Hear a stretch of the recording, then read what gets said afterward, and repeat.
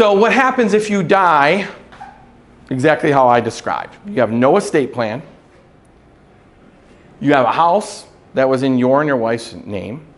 And you have a bank account in your and your wife. Now, you may have life insurance, a 401k, and that may have spouse as the primary beneficiary. The contingent are my kids, right? So you both pass away, your kids get the 401k, they get the life insurance.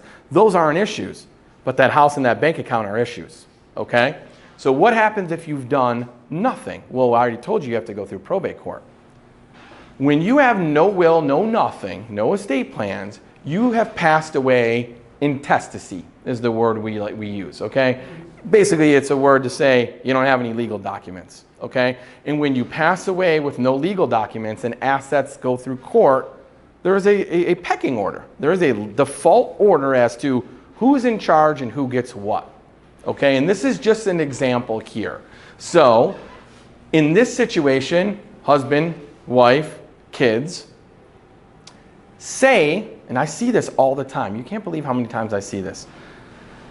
We're actually looking at the deeds. Husband bought the house before he married the wife. When he got married, he never added his wife to the home. They've been married for 27 years. The wife doesn't even know she's not an owner on this home. Husband passes away.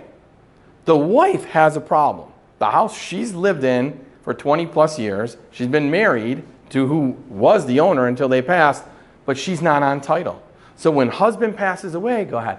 So they didn't quitclaim deed it to her? They didn't. And we see this all the time with clients who were homeowners before they got married.